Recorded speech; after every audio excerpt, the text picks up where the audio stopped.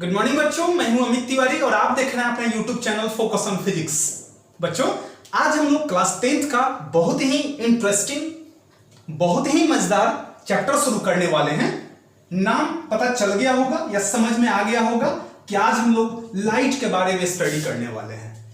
यहां पर 2 पॉइंट भी दिख रहे होंगे, लाइट दिख रहा होगा 2 पॉइंट, ठीक है ना। बल्ब का 2 रिफ्लेक्शन यहां पर दिख रहा होगा और एक इधर भी दिख रहा होगा, ठीक है ना। उसी के बारे में हम लोग स्टडी करने वाले हैं। इसके बारे में स्टडी करने वाले नहीं है हम लोग लाइट के बारे में स्टडी करने वाले हैं, ठीक है ना। चलिए, सिंपली एक टर्म आता है यहां पर। लाइट जब भी हम लोग स्टडी करते हैं तो कहीं कहीं मिल जाता है हम लोगों को एक वर्ड, ऑप्टिक्स। जहां पर भी ऑप्टिक्स की बातें आती हैं हमें ऐसा एहसास होने लग जाता है कि हम लोग आज लाइट के बारे में कुछ ना कुछ जरूर स्टडी करने वाले हैं। यानी कि ऑप्टिक्स फिजिक्स का वह ब्रांच है जिसमें हम लाइट के नेचर, लाइट का प्रोडक्शन और लाइट के प्रोपेगेशन के बारे में स्टडी करते हैं। यानी कि डिफाइन इसको कर सकते हैं हम सिंपली कि it is a branch of physics, it is a branch of physics in which we study about nature, propagation and production of light, ठीक है ना। यानी कि इसमें हम लोग पढ़ेंगे लाइट के नेचर के बारे में, लाइट के प्रोपेगेशन के बारे में और लाइट के प्रोडक्शन के बारे में हम लोग इसमें स्टडी करते हैं। देखो बच्चों, लाइट का डेफिनेशन अगर देखें हम लोग तो डेफिनेशन में ही क्लियर हो जाता है कि light is a form of energy. Light क्या होता है? एनर्जी का एक फॉर्म होता है। और लाइट के बारे में जितनी चीज हम स्टडी करेंगे सब का सब किसमें स्टडी करते हैं? फिजिक्स के ऑप्टिक्स वाले ब्रांच में हम लोग स्टडी करते हैं। अब देखिए, ऑप्टिक्स जो हुआ वो 2 टाइप के हुए।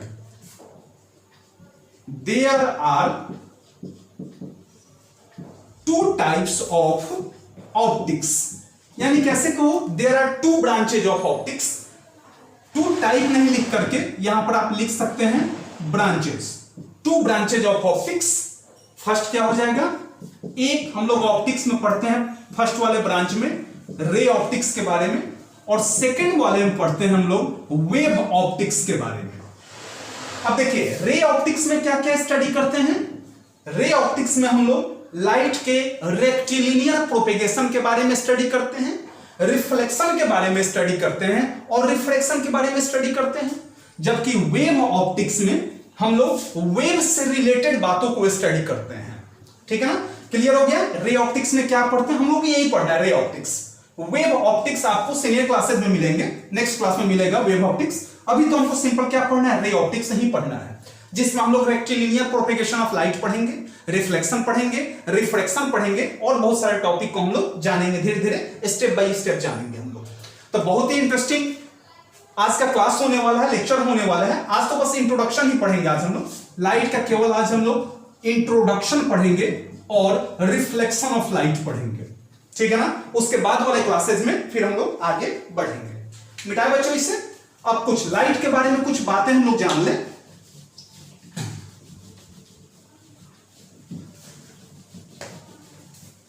लाइट से रिलेटेड कुछ बातें जान लें। सबसे पहले इसका डेफिनेशन क्लियर कर लें कि सिंपल इसको डिफाइन किया जाता है कि light is a form of energy which gives us sensation of vision। अब देखिए यहां पर क्या लिख रहा है? फॉर्म ऑफ एनर्जी, और दूसरा क्या है? Sensation of vision. यानी कि यह एनर्जी का ही फॉर्म होता है, सेंसेशन का मतलब हो जाएगा फीलिंग, और विजन मीन्स हम बोल सकते हैं साइट। यानी कि लाइट वह एनर्जी का फॉर्म है जो हमें किसी साइट को दिखाने के लिए फील देता है। अब ये क्या बात हुई? सिंपल, जैसे कि हम समझ लेते हैं कि हम अभी आपके सामने यहां पे खड़े हैं, ठीक है ना, आप हमें जैसे कि हमारे सामने कोई खड़ा है, जैसे बोर्ड है, हम कंफर्म नहीं है कि यहां पर क्या है, हाँ इतना पता है बोर्ड है, लेकिन ये एक्चुअल बोर्ड है या वर्चुअल बोर्ड है, यानी कि बोर्ड है या उसका इमेज है, जब तक हम इसको टच नहीं करेंगे तब तक पता नहीं चल पाएगा। यानी कि अभी हमें इस बोर्ड को देखने में कौन मदद कर रहा है, लाइट मदद कर रहा है। जब इसको हम टच कर देंगे तब पता चल जाएगा कि ये एग्जैक्ट क्या है, यहीं पर बोर्ड है, कहीं दूसरे जगह नहीं है। जैसे सपोज करो कि कहीं कभी सिनेमा हॉल में मूवी देखने जाते हैं, तो जिस सेलिब्रिटी का मूवी चलते रहता है उसमें तो ऐसा लगता है कि वो सामने चल रहा है, लेकिन वो सामने तो होता नहीं है, वो तो एक बार रिकॉर्डिंग हो गया, किसकी मदद से, लाइट की मदद से, लाइट के डिफरेंट कलर की मदद से और बहुत सारे प्रोसेस की मदद से रिकॉर्ड हो गया और चलने लग गया, ठीक है ना। तो ये सब जितने हैं, सब हम आज जो कुछ भी हम केवल देखते हैं, देखने का जो फील देते हैं, वो टोटली क्या है, वो टोटल लाइट है। हम बोलो टोटली क्या है, वो देखने का फील जो भी हमें मिलता है, हमें जो चीज भी देखे, किसी भी चीज को अगर देखते हैं, अगर कोई भी चीज हमारे पास अवेलेबल है, अगर एग्जैक्ट लोकेशन जानना है कि वो ऑब्जेक्ट एग्जैक्ट वहां पे है या नहीं है, तो हम क्या करना पड़ता है, उसे टच करना पड़ता है। अदरवाइज हम यहां पे हैं, बस फील हो रहा है कि हम यहां पे हैं, जब तक आप हमें टच नहीं करेंगे तब तक पता नहीं चल पाएगा कि हम यहीं हैं या फिर मेरा इमेज यहां पे है, ठीक है ना। तो वही लाइट के डेफिनेशन में क्लियर हो जा रहा है कि light is a form of energy which gives us sensation of vision. किसी चीज को देखने में हमें फील देता है, फीलिंग देता है, किसी चीज को दिखाने में हमारी मदद करता है। कोई भी चीज है उसको दिखाने में हमारी कौन मदद करता है, लाइट मदद करता है। लाइट नहीं है तो ऐसा लगता है कि हम अंधे हो चुके हैं, लाइट है तो सब चीज दिखता है, ठीक है ना। तो यही अब यहां पर एक बात आती है कि light is a form of energy. How can we say that light is a form of energy? Yes, light is a form of energy. बहुत सारे एग्जांपल से इसको क्लियर किया जा सकता है। फॉर एग्जांपल कि प्लांट्स को अपना ग्रोथ करने के लिए, ये तो बायोलॉजिकल टर्म हो रहा है लेकिन फिर भी थोड़ा सा हिंट्स मैं दे रहा हूं, प्लांट्स को ग्रोथ करने के लिए लाइट की जरूरत होती है। यानी कि लाइट वहां पर प्लांट्स के लिए क्या काम करता है, एनर्जी का काम करता है। यानी कह सकते हैं ना कि light is a form of energy. बिल्कुल, light is a form of energy which gives us sensation of vision, जो हमें किसी चीज को दिखाने में हमारी मदद करता है, ठीक है ना, एग्जैक्ट पोजीशन दिखाने में हमारी मदद करता है। तो ये तो लाइट का डेफिनेशन हो गया। अच्छा, लाइट के डेफिनेशन में एक चीज और जोड़ सकते हैं, it is an electromagnetic wave. Electromagnetic wave का मतलब हुआ कि it doesn't require any material medium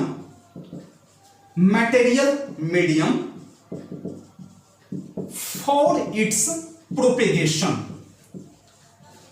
यानी कि लाइट को ट्रेवल करने के लिए किसी भी मटेरियल मीडियम की रिक्वायरमेंट नहीं होती है। यह वैक्यूम में भी ट्रेवल कर सकता है और फिर कहां पर, एयर में भी ट्रेवल कर सकता है। यानी कि रेयरर में भी ट्रेवल कर सकता है और डेंसर में भी ट्रेवल कर सकता है। जहां पर एयर नहीं है, पूरा वैक्यूम एरिया है, जैसे हमारे स्पेस में वैक्यूम एरिया है, वहां पर भी लाइट ट्रेवल कर सकता है और हमारे एटमॉस्फेयर में इन करने के बाद भी ट्रेवल कर सकता है। इसी वजह से लाइट को क्या कहा जाता है, इलेक्ट्रोमैग्नेटिक वेव कहा जाता है, क्योंकि ये किसी भी मटेरियल मीडियम की हेल्प नहीं लेता है प्रोपेगेशन के लिए, प्रोपेगेट होने के लिए, आगे बढ़ने के लिए, ठीक है ना। It doesn't require any material medium for its propagation. Next point देखिए, लाइट का स्पीड पता होगा आप लोगों को कि स्पीड ऑफ लाइट कितना होता है, स्पीड ऑफ लाइट होता है 3 × 10⁸ मीटर पर सेकेंड, यानी कि 3 लाख किलोमीटर पर सेकेंड। कहां पर, तो वैक्यूम में लगभग 3 × 10⁸ मीटर पर सेकेंड इसका स्पीड मापा जाता है। अब देखिए, लाइट जो होता है हमेशा स्ट्रेट लाइन में ट्रेवल करता है, यानी कि light always travel in a straight line. This property of light is called rectilinear propagation of light. Rectilinear propagation of light. इस प्रॉपर्टी को क्या कहा जाता है? रेक्टिलिनियर प्रोपेगेशन ऑफ लाइट कहा जाता है। यानी कि लाइट क्या होता है? हमेशा स्ट्रेट लाइन में ट्रेवल करता है, और लाइट का स्ट्रेट लाइन में ट्रेवल करने के प्रॉपर्टी को क्या कहा जाता है? रेक्टिलिनियर प्रोपेगेशन ऑफ लाइट कहा जाता है। ठीक है ना? मिटाए बच्चों इसे, और कुछ टर्म जाने हम लोग।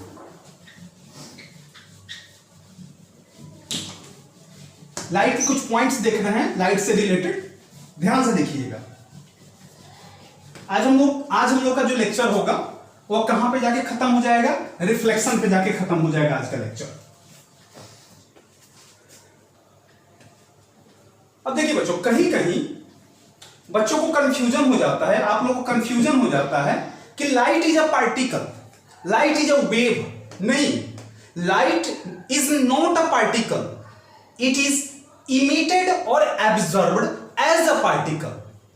यानी कि अकॉर्डिंग टू, देखिएगा, according to quantum theory of light, according to quantum theory of light, देखिएगा यहां पर, लाइट इज इमिटेड और absorbed in the form of particles, but propagates in the form of wave। Wave के रूप में क्या होता है? प्रोपेगेट होता है। लेकिन इमिट और एब्जर्व किसके टर्म में होता है? पार्टिकल के टर्म में होता है। अब आप ये मत कहना कि light is a particle, light is not a particle. ठीक है, लाइट प्रोपिगेट होता है किसके फॉर्म में? वेव के फॉर्म में, बट इमिट और एब्जॉर्ब्ड होता है किसके फॉर्म में? पार्टिकल्स के रूप में। कौन सा पार्टिकल्स होते हैं इसमें? Photon particles. याद होगा कौन सा पार्टिकल्स होता है इसमें? फोटोन पार्टिकल्स होते हैं। समझ में आया इतना? अब देखिए, कुछ लोगों के माइंड में हो जाता है कि लाइट इज ए मैटर। क्यों? क्योंकि इसमें पार्टिकल है और पार्टिकल का मास होगा और पार्टिकल स्पेस भी क्लियर करता है, स्पेस भी कवर करता है। लेकिन नहीं, लाइट प्रोपेगेट होता है किसके फॉर्म में? वेव के फॉर्म में, और इमिट और एब्जॉर्ब होता है किसके फॉर्म में? पार्टिकल के रूप में। Light is not a particle, light is emitted और absorbed in the form of particle. Emit या एब्जॉर्ब होता है किसके फॉर्म में? पार्टिकल के फॉर्म में। इसका मतलब यह नहीं कि हम कह देंगे कि light is a particle. Light particle नहीं होता है। अगर पार्टिकल होता तो उसके पास मास होता है। चलो बताओ, लाइट के पास कितने मास होते हैं? लाइट का कितना मास होता है? नहीं है, लाइट का मास नहीं है। ठीक है ना? यानी कि वो मैटर नहीं हो सकता है। जब मास ही नहीं है तो मैटर नहीं हो सकता है वो। ठीक है ना? इसलिए यह कहना बिल्कुल गलत होगा कि light is a matter. Light is not a matter. ये डबल कैरेक्टर निभाता है। पहला कैरेक्टर किसका? पार्टिकल नेचर रखता है, और दूसरा क्या? वेव नेचर कैरी करता है। पहला पार्टिकल नेचर होता है, डबल कैरेक्टर होते हैं। कौन कौन? एक पार्टिकल कैरेक्टर होता है, पार्टिकल नेचर कैरी करता है, और दूसरा कौन सा नेचर? वेव नेचर कैरी करता है। वेव के रूप में कौन सा होता है? इलेक्ट्रोमैग्नेटिक वेव होते हैं, और पार्टिकल्स के रूप में कौन से होते हैं? फोटोन पार्टिकल्स होते हैं। चलिए नेक्स्ट हम लोग देखते हैं आगे कि एक टर्म देखते हैं हम लोग। देखिएगा, सोर्स। अब सोर्स क्या है? तो सोर्स के रूप में हम पढ़ सकते हैं कि सोर्स कोई पूछे क्या है, इसको हम बोल सकते हैं कि फ्रॉम विच, इसको सिंपली डिफाइन कर सकते हैं कि from which light is given out, जिससे कि लाइट बाहर निकलता है। सोर्स क्या होता है? From which light is given out, जिससे बाहर निकलता है। अब सोर्स, दो टाइप के सोर्स हो सकते हैं। कौन कौन सा सोर्स हो सकता है? एक लुमिनस सोर्स हो सकता है, यानी कि जिससे खुद ब खुद लाइट इमिट होता हो, जैसे कि सन, स्टार्स, इटीसी। ये सब के सब क्या है? खुद का लाइट इमिट करते हैं। और दूसरा होता है एक नॉन लुमिनस। नॉन लुमिनस का मतलब होता है जिसके पास अपना लाइट नहीं हो, वो किसी दूसरे की हेल्प से, या तो अपना लाइट हो नहीं, या फिर अगर वो चमकता भी हो तो किसी दूसरे के लाइट की मदद से। जैसे कि मून सनलाइट को रिफ्लेक्ट करके अपने आप को चमकीला बनाता है। ठीक है ना? मून हो गए, फिर वुड हो गया, टेबल हो गया, बुक हो गया, बहुत सारे एग्जांपल है इसमें, ठीक है। नॉन लुमिनस सोर्स के बेस पर कितने टाइप के हो गए, एक लुमिनस हो गया और दूसरा कितना क्या हो गया, नॉन लुमिनस ऑब्जेक्ट हो गया। तो लुमिनस ऑब्जेक्ट जिससे कि खुद ब खुद लाइट इमिट हो रहा हो, जैसे कि सन हो गया, स्टार हो गया। और नॉन लुमिनस में कौन कौन आ जाएगा, जैसे कि मून हो गया, वुड हो गया, टेबल हो गया, जिसका अपना लाइट नहीं हो, या तो वो चमकता ही ना हो या फिर चमकता भी हो तो दूसरे के लाइट की मदद से वो चमकता हो, ठीक है ना। अब उसके बाद एक टर्म आता है, ध्यान से देखिएगा, मीडियम। मीडियम में सिंपली डिफाइन करते हैं, देखिए, एन एरिया और रीजन और सबस्टांस, एन एरिया, रीजन और substance through which light can travel, जिसमें लाइट क्या होता है, ट्रेवल करता हो, दैट इज कॉल्ड मीडियम। जैसे कि लाइट एयर में ट्रेवल कर रहा है तो air is a medium, light water में ट्रेवल कर रहा है, water is a medium, light space में ट्रेवल कर रहा है तो स्पेस उसके लिए क्या हो जाएगा, मीडियम हो जाएगा। यानी कि लाइट में हम कह सकते हैं कि एन एरिया और रीजन और सबस्टांस भी नाम दिया जा सकता है, क्योंकि एयर शामिल है, वाटर शामिल है। अब देखिए बच्चों, मीडियम जो होते हैं उसके टाइप्स देख लें। मीडियम समझ में आ गया ना कि मीडियम क्या है, जिसमें लाइट ट्रेवल कर सके या जिससे लाइट प्रोपेगेट हो सके। अब देखो, लाइट के पासिंग के बेस पर मीडियम को 3 भाग में क्लासिफाई किया गया। देखना ध्यान से बच्चों, छोटे छोटे टॉपिक आज क्लियर कर लेने हैं, इसके बाद से तो मजा आने वाला है। काफी अच्छे अच्छे टॉपिक मिलेंगे, इमेज फॉर्म करने को मिलेगा, न्यूमेरिकल बनाने को मिलेगा, इंटरेस्टिंग चैप्टर होने वाला है। देखिए, ऑन दी लिख सकते हैं, on the basis of passing of light. Medium कितने टाइप के होते हैं, फर्स्ट में ट्रांसपेरेंट, सिंपली इसको डिफाइन कर सकते हैं, ये सब तो छोटे क्लास में आप लोग पढ़े होंगे। Through which light can pass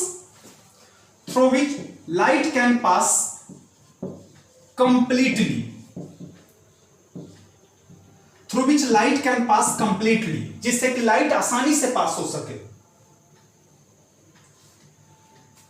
और इसमें दूसरा भी लिख सकते हैं, और प्रोपेगेट इजीली, और आसानी से प्रोपेगेट हो सके, ट्रेवल कर सके। फॉर एग्जाम्पल के रूप में लिख सकते हैं एयर, ग्लास, वाटर, आर पार हो सकता है, एक पार से दूसरे पार जा सकता है। सेकंड नंबर में आता है, ये तो फर्स्ट नंबर में क्या था, ट्रांसपेरेंट। सेकंड नंबर में बच्चों आता है ट्रांसलूसेंट, जिससे कि लाइट जो है वो पार्शियली पास करता हो, नॉट कंप्लीटली। जैसे एग्जाम्पल के रूप में लिख सकते हैं, जैसे कि यहां पर लिख दिए ऑयली पेपर, तेल में पेपर को डुबा करके उससे लाइट पास कराओ, थोड़ा सा लाइट पास होगा, थोड़ा सा नहीं हो पाएगा। थिन पेपर हो सकता है, और बहुत सारे एग्जाम्पल हो सकते हैं। और थर्ड नंबर में आता है ओपेक, जिससे कि लाइट पासिंग नहीं हो सके, light can not be passed, जिससे कि लाइट पास ही ना हो सके। जैसे कि आयरन हो गया, वुड हो गया, ठीक है ना, इस लाइट कहीं पास होते हुए देखे हो कि लकड़ी से लाइट पास हो गया हो, नहीं पास हो सकता है, ठीक है ना। तो ये ओपेक हो गया, 3 टाइप के, ट्रांसपेरेंट, ट्रांसलूसेंट, और थर्ड में क्या है, ओपेक ऑब्जेक्ट हो गया। लेकिन लाइट के प्रोपेगेशन के बेस पर, ठीक है ना, ये पासिंग के बेस पर था, अब प्रोपेगेशन के बेस पर मीडियम को 2 भाग में क्लासिफाई किया गया, एक रेयर मीडियम और एक डेंसर मीडियम। ध्यान से देखना, ठीक है ना। अब देखते हैं हम लोग ऑन द बेसिस ऑफ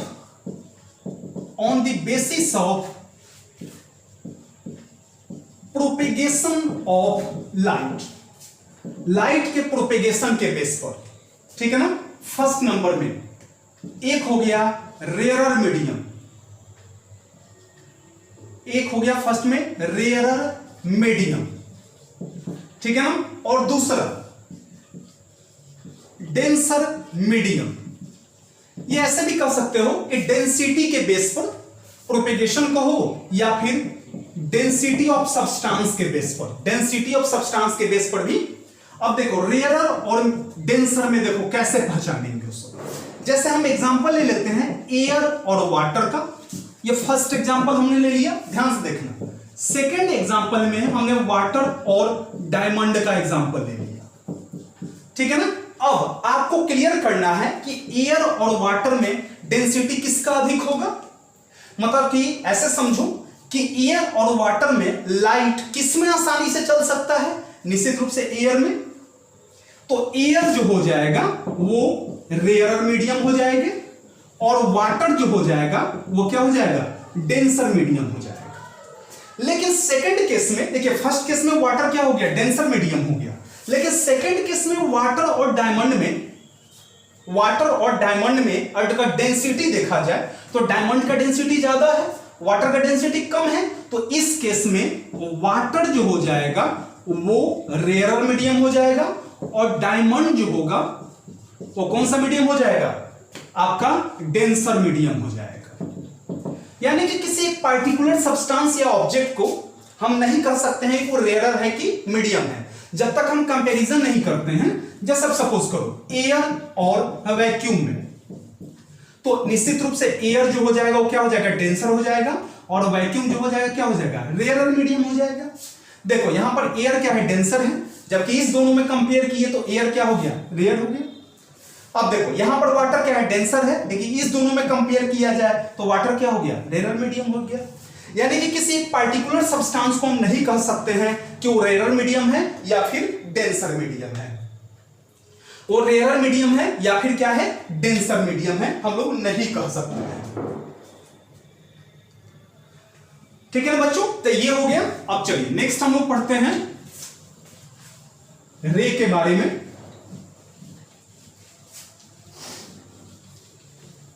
उसके बाद हम लोग क्या पढ़ने वाले हैं बच्चों, रिफ्लेक्शन पढ़ेंगे उसके बाद।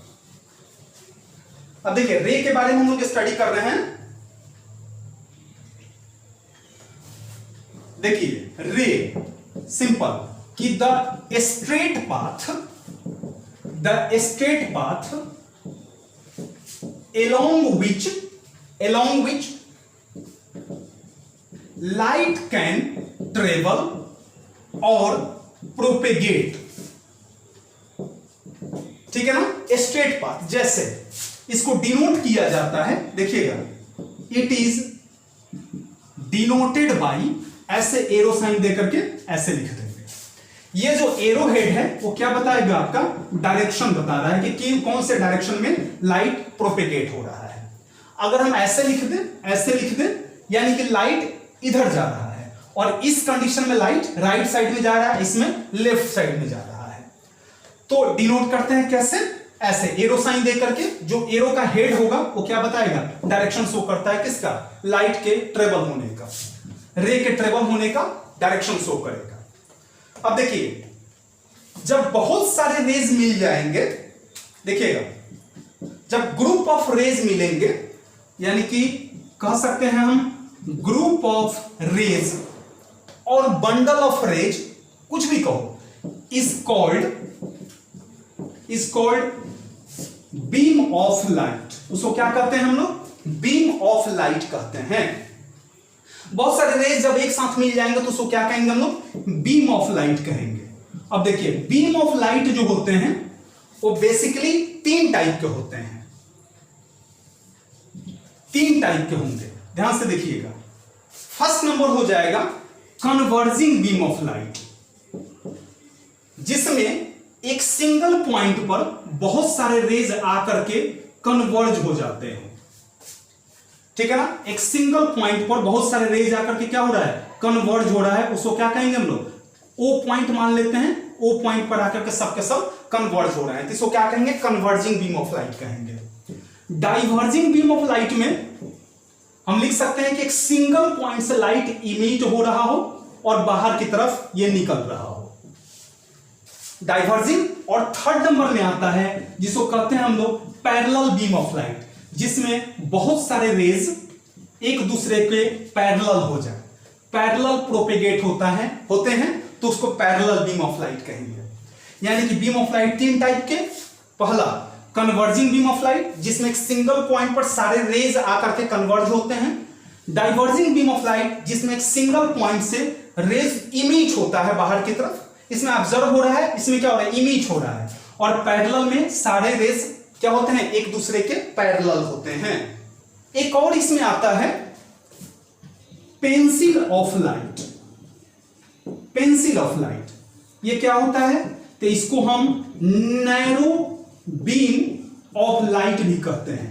यानी कि पतला सा लाइट जा रहा हो लेकिन उसमें बहुत सारे रेज हो, लेकिन काफी पतला हो। जैसे लेजर लाइट जब हम जलाते हैं तो ग्रुप ऑफ रेज होते हैं, वो निकल रहे हैं बाहर की तरफ।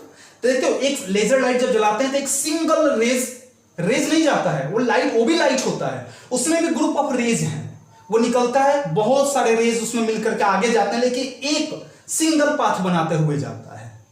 ठीक है, लगता अलग से देखने पर लगता है कि वो सिंगल पाथ पे जा रहा है, तो उसको क्या कहेंगे हम, पेंसिल ऑफ लाइट कहेंगे। कहीं कहीं किसी किसी बुक में इस बीम ऑफ लाइट के बदले में लिखा हुआ है pencil of light, converging pencil of light, diverging pencil of light, parallel pencil of light, तो सब के सब लगभग सेम ही है। ठीक है ना, ये रेज है, ये भी पेंसिल है, सब पेंसिल ऑफ लाइट है, क्योंकि मिल करके तो एक ही पाथ बना के आगे ट्रेवल कर रहे हैं। ठीक है ना, नैरो बीम बना रहे हैं ना, इसलिए इसको पेंसिल ऑफ लाइट भी कहा जाता है। तो इंट्रोडक्शन में था क्या था, हम लोग बहुत सारे टॉपिक जाने, छोटे छोटे बहुत सारे टर्म जाने। अब हम लोग चलते हैं अपने टर्म की तरफ, जिसका नाम है रिफ्लेक्शन ऑफ लाइट, जिसका आप लोग काफी देर से, पिछले 30-35 मिनट से आप लोग वेट कर रहे हैं। उस रिफ्लेक्शन ऑफ लाइट को पढ़ने के लिए, समझने के लिए इतने भाषण सुनने को मिल रहे हैं आपको, और सबसे खुशी की बात क्या, बर्दाश्त भी कर पा रहे हैं मेरे भाषण को। बर्दाश्त कर लो बाबू, बर्दाश्त करना ही पड़ेगा अगर पढ़ना है तो। हम लोग भी बर्दाश्त किए हैं तभी पढ़ रहे हैं।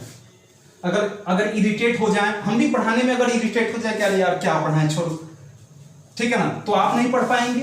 अगर आप भी इरिटेट हो जाएंगे तो आप नहीं पढ़ पाएंगे। हमारे इरिटेशन से ना आप पढ़ पाएंगे नहीं हम पढ़ा पाएंगे, लेकिन आपकी इरिटेशन से आपका मन नहीं लगेगा और आप पढ़ नहीं पाएंगे। इसलिए प्लीज इरिटेट मत होइए। चलिए, सबसे इंपॉर्टेंट पढ़ने चल रहे हैं हम लोग, सबसे इंपॉर्टेंट पढ़ने चल रहे हैं हम लोग reflection of light. Reflection of light most important topic. हालांकि क्लास 8 में, 6 में, 7th में आप लोग इसके बारे में पढ़ चुके होंगे, इसलिए समझना आपको काफी आसान होगा। अगर वहीं अगर आप नहीं पढ़े रहते तो समझने में थोड़ी सी मुश्किल आ सकती थी। अब देखिए, सिंपल रिफ्लेक्शन ऑफ लाइट को हम डिफाइन करते हैं। रिफ्लेक्शन ऑफ लाइट को डिफाइन किया जाता है कि सपोज करो एक सरफेस है, ये मिरर नहीं है बाबू, अभी मिरर पढ़े ही नहीं है तो समझो कि मिरर होता ही नहीं है अभी तक। देखिए, किसी रे का या किसी लाइट का रे का आके उस सरफेस से टकराना और फिर उसी मीडियम में रिटर्न हो जाना, आके टकराना और फिर उसी मीडियम में क्या हो जाना, रिटर्न हो जाना, क्या कहलाता है, रिफ्लेक्शन ऑफ लाइट कहलाता है। The bouncing back of light into its medium from a surface या after striking from a surface is called reflection of light. The bouncing back of light into its medium from a plane, a smooth or shiny surface. अब medium into its medium का क्या मतलब हुआ? अब देखो, दो medium है, एक ऊपर है, एक अगर इस सब्सटेंस के अंदर चला जाता तो दूसरे मीडियम हो जाते। तो सपोज करो, तो निश्चित रूप से इसके कंपेयर इसका डेंसिटी अधिक होता, तो नीचे वाले को मान लेते हैं डेंसर मीडियम और ऊपर वाले को मान लिए रेयरर मीडियम। दो मीडियम हो गए। सपोज करो एयर है, यहां पे वाटर है, तो वाटर में नहीं जाकर के वो एयर से आया और एयर में ही चला गया। एयर से आकर के किसमें चला गया, वो एयर में ही चला गया। इसको थोड़ा सा ऐसे बनाते हैं, ठीक है ना, एयर से आया और एयर में ही चला गया, ठीक है ना।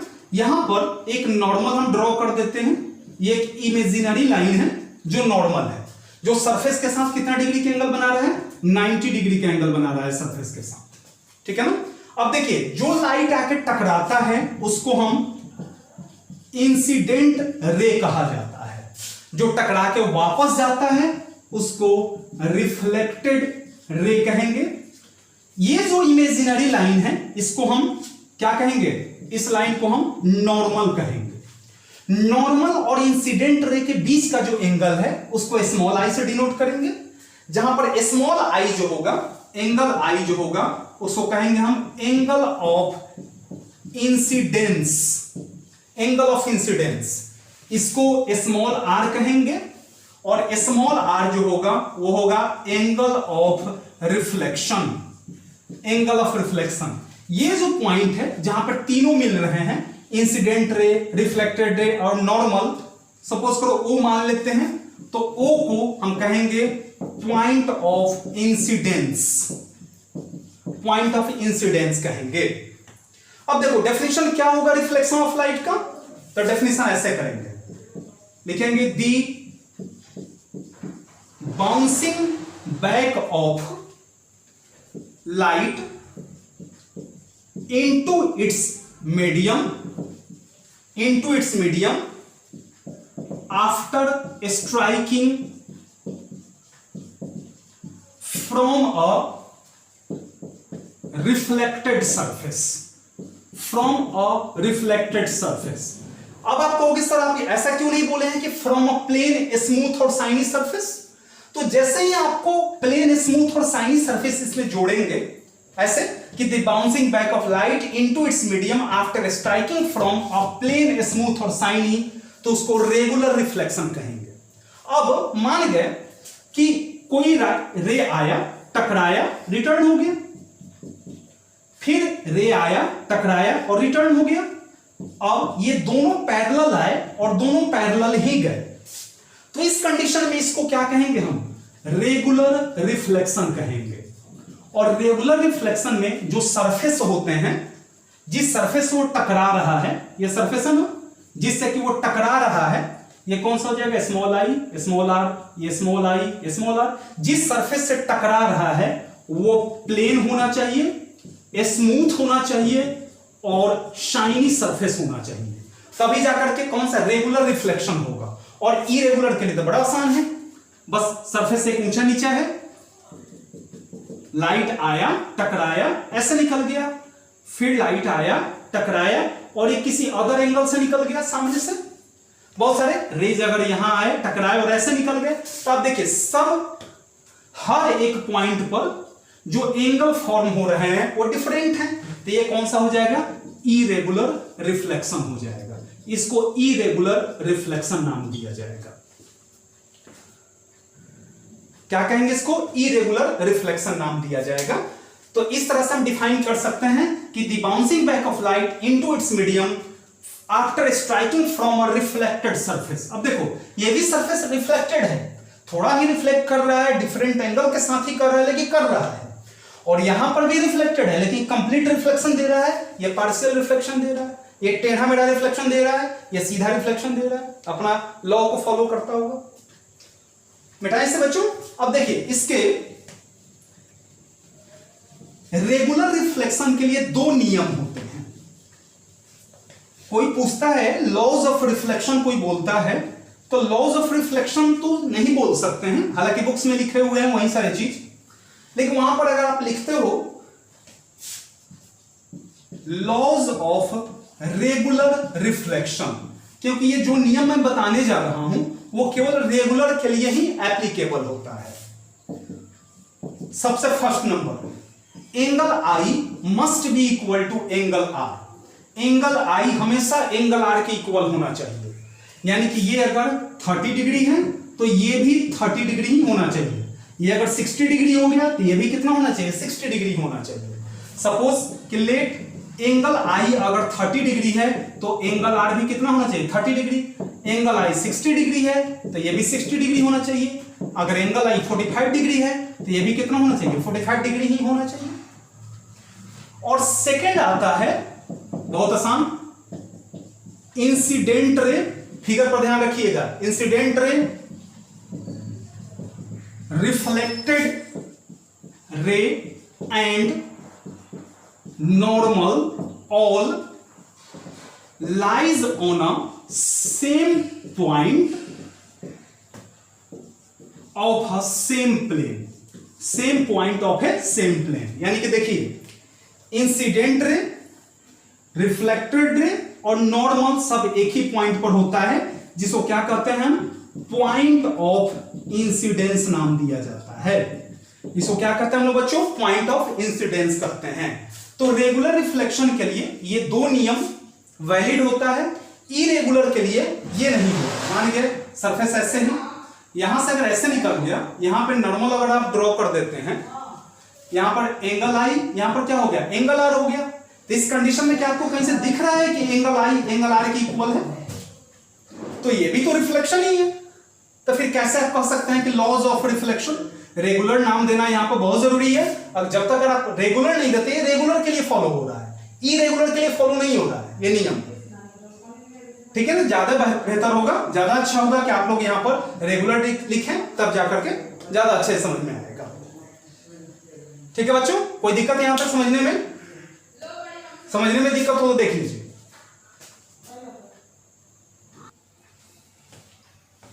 बच्चों मुझे पूरा विश्वास है कि आज का क्लास जो है आपको काफी अच्छे से समझ में आया होगा। अगर नहीं समझ में आता है या कोई टॉपिक छूट जाता है, हो सकता है आपके पढ़ने का तरीका अलग हो, हमारे पढ़ाने का तरीका अलग हो सकता है हमारे पढ़ाने के समय आप जो टॉपिक पढ़ लिए हो, आप जो टॉपिक पहले पढ़ लिए हो वो हम बाद में पढ़ाएं, या फिर हम जो पढ़ा दें वो आप बाद में पढ़ें।